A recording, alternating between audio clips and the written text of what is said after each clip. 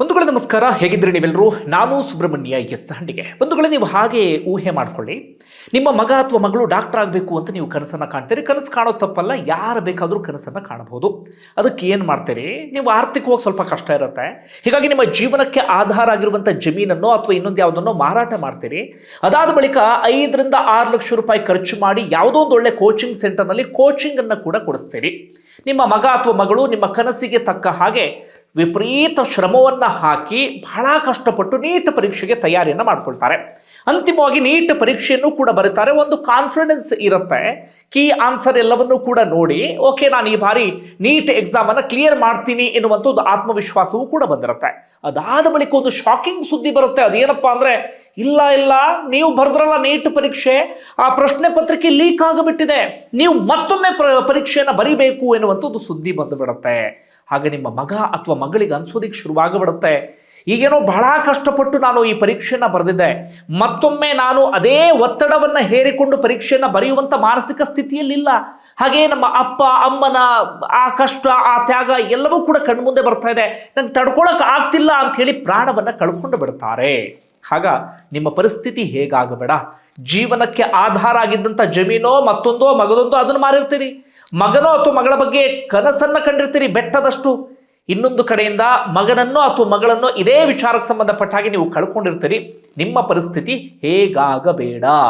ಈ ರೀತಿಯಾಗಿ ಪ್ರಾಣವನ್ನು ಕಳ್ಕೊಂಡಂಥವರು ಇದೇ ವಿಚಾರಕ್ಕೆ ಸಂಬಂಧಪಟ್ಟ ಹಾಗೆ 20 ರಿಂದ 21 ಮಂದಿ, ಕೇವಲ ಆ 21 ಮಂದಿಯ ಸಂಕಟ ಅಲ್ಲ, 21 ಕುಟುಂಬ ಸಂಕಟವನ್ನು ಅನುಭವಿಸ್ತಾ ಇದೆ.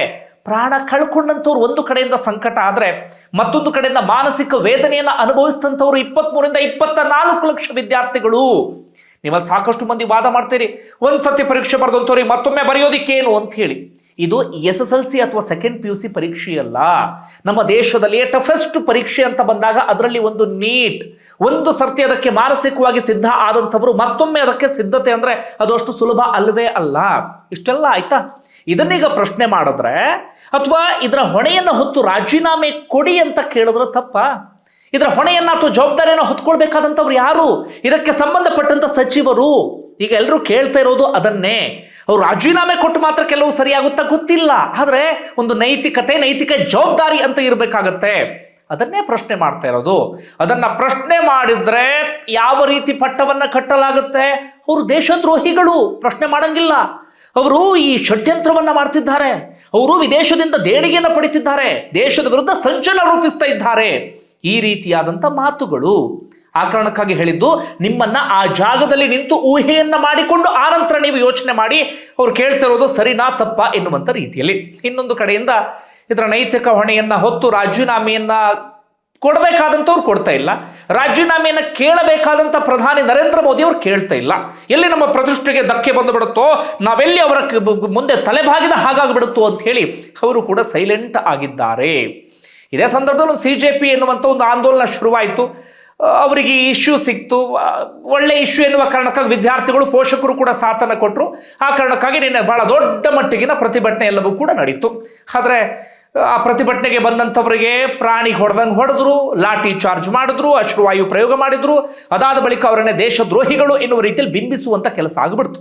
ಸದ್ಯದ ಪರಿಸ್ಥಿತಿ ಹೇಗಾಗಿಬಿಟ್ಟಿದೆ ಅಂದರೆ, ಹಿಂದೆ ಅಣ್ಣಾ ಹಜಾರೆ ಮೂವ್ಮೆಂಟ್ ಆದಂಥ ಸಂದರ್ಭದಲ್ಲಿ ಯಾರಾದರೂ ಕಾಲೇಜು ವಿದ್ಯಾರ್ಥಿಗಳು ಆ ಪ್ರತಿಭಟನೆಯಲ್ಲಿ ಭಾಗಿಯಾಗ್ತಿದ್ದಾರೆ ಅಂದರೆ ಅವರನ್ನ ದೇಶ ಪ್ರೇಮಿಗಳು ಎನ್ನುವ ರೀತಿಯಲ್ಲಿ ನೋಡಲಾಗ್ತಾ ಇತ್ತು, ಅಥವಾ ಏನೋ ಒಂದು ಒಳ್ಳೇದು ಮಾಡ್ತಿದ್ದಾರೆ ಎನ್ನುವ ರೀತಿಯಲ್ಲಿ ನೋಡಲಾಗ್ತಿತ್ತು. ಆದರೆ ಈಗ ಹೇಗಾಗ್ಬಿಟ್ಟಿದೆ ಅಂದರೆ, ಕೇಂದ್ರ ಸರ್ಕಾರವನ್ನು ಪ್ರಶ್ನೆ ಮಾಡಿದ್ರೆ, ಕೇಂದ್ರದ ವಿರುದ್ಧವಾಗಿ ಪ್ರತಿಭಟನೆಯನ್ನು ಮಾಡಿದ್ರೆ, ಯಾರಾದರೂ ಹೋದ್ರೆ ಅವರು ದೇಶದ್ರೋಹಿಗಳು, ವಿದೇಶದಿಂದ ಫಂಡ್ ತಗೊಳ್ತಿದ್ದಾರೆ, ದೇಶದ ವಿರುದ್ಧ ಸಂಚು ಮಾಡ್ತಿದ್ದಾರೆ, ದೇಶದ ವಿರುದ್ಧ ಷಡ್ಯಂತ್ರವನ್ನು ಮಾಡ್ತಿದ್ದಾರೆ ಅಂತ ಸಾಮಾಜಿಕ ಜಾಲತಾಣದಲ್ಲಿ ಲಬೋ ಲಬ ಲಬ ಲಬ ಅಂತ ಬಾಯಿ ಬಿಡ್ಕೊಳ್ಳೋರು ಒಂದಷ್ಟು ಜನ ಶುರುವಾಗಿ ಬಿಡ್ತಾರೆ.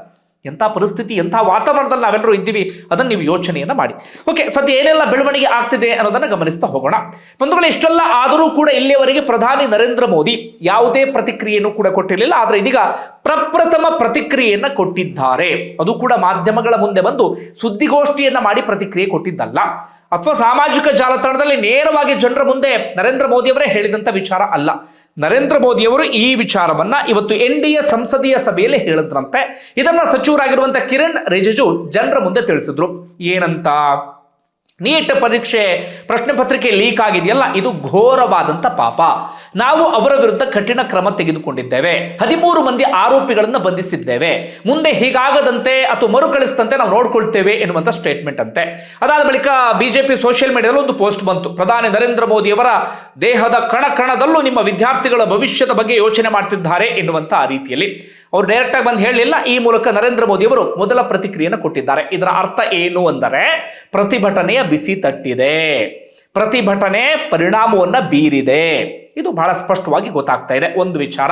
ಮತ್ತೊಂದು ಪ್ರತಿಭಟನೆ ಎಷ್ಟರ ಮಟ್ಟಿಗೆ ಪರಿಣಾಮ ಬೀರಿದೆ ಅಂದ್ರೆ, ನಿನ್ನೆ ಸಚಿವರಾಗಿರುವಂತಹ JP ನಡ್ಡಾ CJPಯ ಒಂದಷ್ಟು ಪ್ರತಿನಿಧಿಗಳನ್ನ ಕರೆಸ್ಕೊಂಡಿದ್ರು.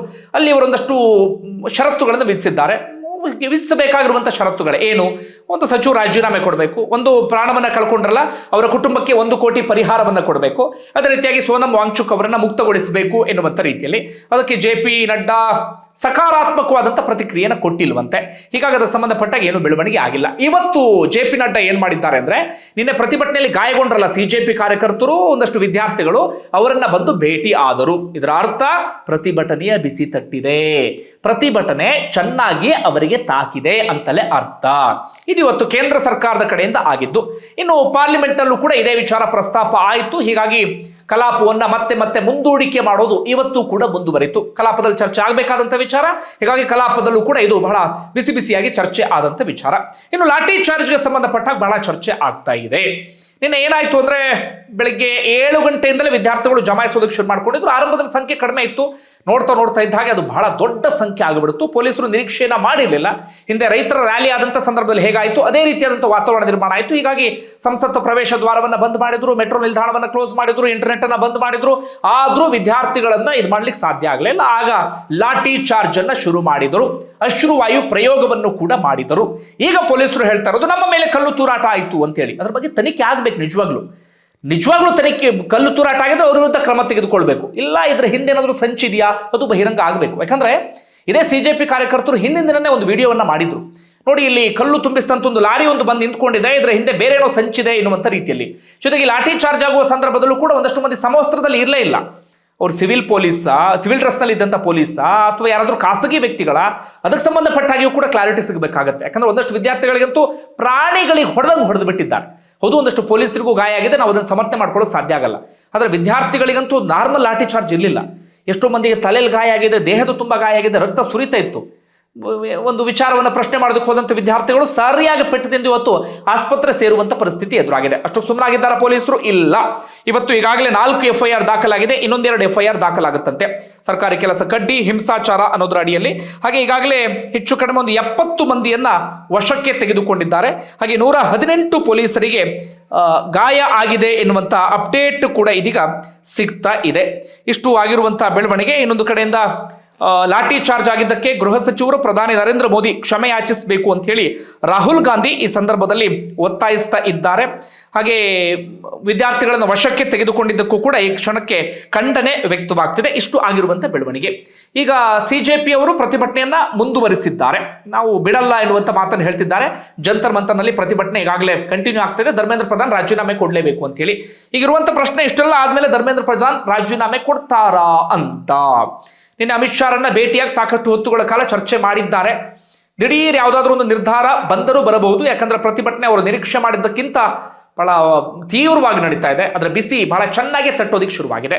ಇವ್ರು ಯಾಕೆ ಈ ರಾಜೀನಾಮೆಯನ್ನು ಎಷ್ಟು ಪ್ರತಿಷ್ಠೆಯಾಗಿ ತೆಗೆದುಕೊಳ್ತಿದ್ದಾರೆ ಗೊತ್ತಿಲ್ಲ. ಹಿಂದೆ ಲಾಲ್ ಬಹದ್ದೂರ್ ಶಾಸ್ತ್ರಿ ಅಂತವರೇ ರಾಜೀನಾಮೆಯನ್ನು ಕೊಟ್ಟಿದ್ದಾರೆ. ಜೊತೆಗೆ ಈ ಬರೀ ನೀಟ್ ಮಾತ್ರ ಅಲ್ಲ, ಈ UGC ನೆಟ್ ನಡೀತಲ್ಲ ಅದರಲ್ಲೂ ಅಕ್ರಮ. ಹಾಗೆ ಸೆಕೆಂಡ್ PUC CBSE ಮೌಲ್ಯಮಾಪನ ಅದರಲ್ಲೂ ಅಂಥದ್ದೇ ಒಂದು ಎಡವಟ್ಟಾಗಿತ್ತು. ಹಾಗೆ ಹೆಚ್ಚು ಕಡಿಮೆ ಒಂದು 7 ವರ್ಷದಲ್ಲಿ 70 ಬಾರಿ ಪೇಪರ್ ಲೀಕ್ ಆಗಿದೆ. ಇಷ್ಟೆಲ್ಲ ಆದರೂ ಕೂಡ ಯಾರೊಬ್ರು ನೈತಿಕ ಜವಾಬ್ದಾರಿ ತೆಗೆದುಕೊಳ್ಳಲ್ಲ, ನೈತಿಕ ಹೊಣೆಯನ್ನು ಹೊತ್ಕೊಳ್ಳಲ್ಲ ಅಂದ್ರೆ ಏನರ್ಥ ಇದು? ಹಿಂದೆ ಸಾಕಷ್ಟು ಸಚಿವರು ಇದೇ ವಿಚಾರ ಸಂಬಂಧಪಟ್ಟಾಗ ರಾಜೀನಾಮೆಯನ್ನು ಕೊಟ್ಟಿದ್ದಾರೆ.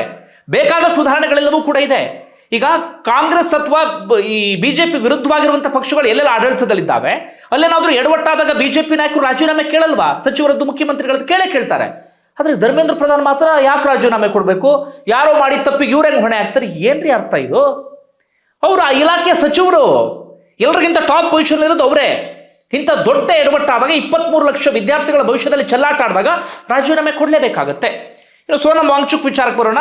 ಆಸ್ಪತ್ರೆಯಲ್ಲಿದ್ದರು, ಸರ್ಕಾರಿ ಆಸ್ಪತ್ರೆಯಲ್ಲಿ ಸಫ್ದರ್ಜಂಗ್. ಅವರ ಪತ್ನಿ ಹೈಕೋರ್ಟ್ ಮೊರೆ ಹೋಗಿದ್ರು, ಅಲ್ಲಿ ಬಂದಿಯಾದ ರೀತಿಯಲ್ಲಿದ್ದಾರೆ, ನಮ್ಗೆ ಯಾಕೋ ನಂಬಿಕೆ ಇಲ್ಲ, ಹೀಗಾಗಿ ಖಾಸಗಿ ಆಸ್ಪತ್ರೆಗೆ ಅವನ್ನ ಶಿಫ್ಟ್ ಮಾಡಬೇಕು ಅಂತ ಹೇಳಿ ಈಗ ದೆಹಲಿ ಹೈಕೋರ್ಟ್ನಲ್ಲಿ ಸೋನಂ ವಾಂಗ್ಚುಕ್ಗೆ ಜಯ ಆಗಿದೆ. ಕೋರ್ಟ್ ಹೇಳಿದೆ ವೈದ್ಯಕೀಯ ನಿಗಾ ಇರಬೇಕು, ಅವರನ್ನ ಯಾವ ಆಸ್ಪತ್ರೆ ಬಯಸ್ತಾರೆ ಆ ಆಸ್ಪತ್ರೆಗೆ ಅವನ್ನ ಶಿಫ್ಟ್ ಮಾಡಿ ಎನ್ನುವ ರೀತಿಯಲ್ಲಿ ಕೋರ್ಟ್ ಇದೀಗ ನಿರ್ದೇಶನವನ್ನ ಕೊಟ್ಟಿದೆ. ಬಂಧುಗಳೇ, ಇಷ್ಟ ಆಗಿದೆ ಏನಂತೀರಿ? ಕಮೆಂಟ್ ಮಾಡಿ. ಧನ್ಯವಾದ.